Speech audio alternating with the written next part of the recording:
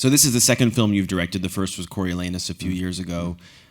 When you signed on to work on this film, was it always going to be in the form of directing it and acting in it, or were you at first just going to direct it? Well, I think the first thing to say is I didn't expect, after making Coriolanus, I certainly hoped I might direct something again, but I didn't know what it was going to be. I never imagined that I would be doing a Victorian-era drama centred around Charles Dickens and Nellie Tiernan. But I was given this screenplay by Abby Morgan, and then I liked it very much, and I knew very little about Charles Dickens, and you'll be surprised to hear I hadn't studied Charles Dickens at school, lots of Shakespeare, but no Dickens. And I read the screenplay, and I was very intrigued by the story, by her too, by Nellie. And then I was so intrigued, I immediately got hold of the book, which is a brilliant book. And if anything in this film has interested you at all, I really urge you to buy this book, because it's really interesting about actresses in the 19th century theatre. And it starts off setting the scene for what it was like to be an actress in the 19th century, and then it introduces the history of the Tiernan family, the mother, played by Kristin. And it's a fantastic piece of research and very, very accessible, not at all dry or difficult to become involved in. And so that really got under my skin, and for lots of reasons, really. One of the things that moved me was Nellie, the story of Nellie. And particularly in Abby's screenplay, the idea that there's a woman looking for closure about a past love, a past intimate relationship. And although, of course, it's about Charles Dickens, and that's another element that was fascinating to me, I didn't know much about Dickens, and Claire Tomalin's description of Dickens, this crazy, highly energized, famous writer, but there's so many things about him that were interesting. And of course, in this part of Dickens's life that we see a side of Dickens that perhaps I didn't know much about, which was the very abrupt and possibly cruel way he left his family and his wife for Nellie.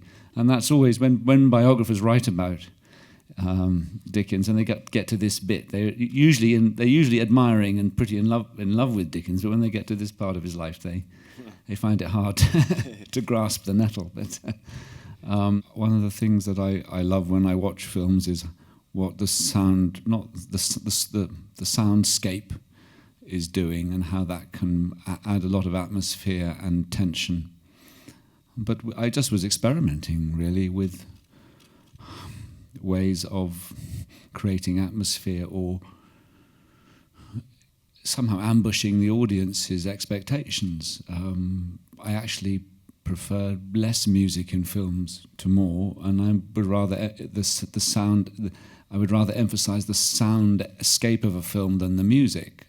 And so some of these places might be places normally that you'd put music in. But I think I just said, let's see what happens if we just take the sound out, because it gives you a sense of where are we, what's happening. It doesn't, I suppose it's a storytelling, atmospheric thing that I just came across and liked it. Even though there have been multiple films made based on Dickens's work, if I'm not mistaken, there hasn't been a film made about his life. Do you have a feeling or an opinion on why that is? No, I don't. It's really odd. You'd think that because his life is amazing, his total life is certainly rich in things that you think would make a movie.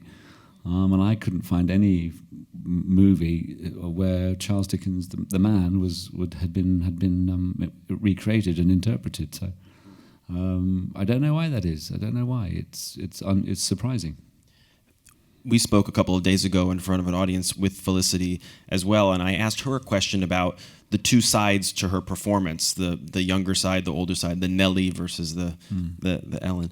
I'd be curious to know how you as a director helped her craft the two sides of her performance, because she really did see them as distinct sides. One of the things that I admired about Felicity was her ability to sort of really inhabit an interior world within herself, and I wanted an actress who I felt could, by simply what she was doing in here, could suggest a young girl, and then this older Nellie who's in her late 30s, early 40s, and she has this sense of sort of reserve about her, which I really liked.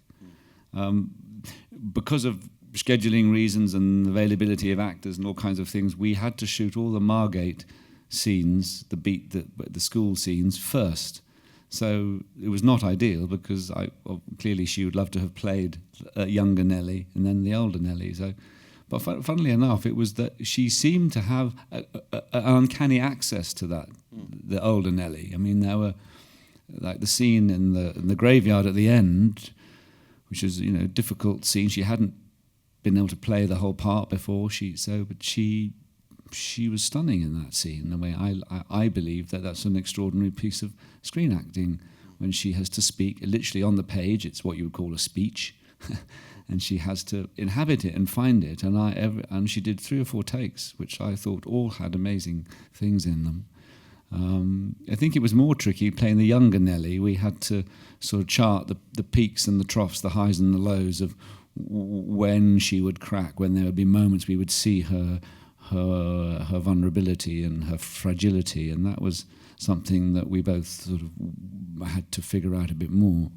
But she always came extraordinarily prepared and ready, and always, sometimes I think on set, adrenaline makes me probably a bit sort of, sometimes a bit brusque, but she was always very tolerant and always very courageous when I would be pushing for her to explore something else. I mean, I think that's the thing that I like as an actor, is that I am pushed to go to areas I hadn't anticipated. And she was certainly incredibly courageous in trying to honour what I was asking of her. Is that a change in the dynamic where the actor is calming the director down? Now they're raising their eyes to heaven. Now, what's he on about now?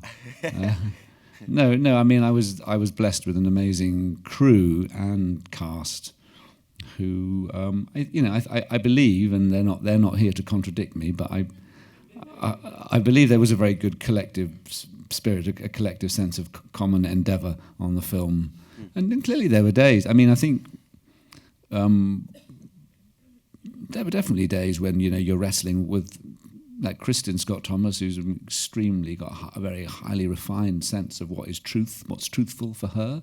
And I have she's an old friend, and I have huge respect for her. She would quite rightly challenge me on the line that didn't feel quite right, that a phrase or a nuance or something. She would say, "I'm not sure this is right," and I'd say, "Well, okay, let's find a phrase or something that would work." And there are there are good creative moments which are sometimes full of a healthy kind of tension, which is the debate of trying to get to the heart of something. And I'm learning that those things, they come at you when you're directing, and actors say, "I don't understand," or "Why am I doing it? Why do I have to do that?" And that's what I would probably ask. Certainly, I would probably. And so.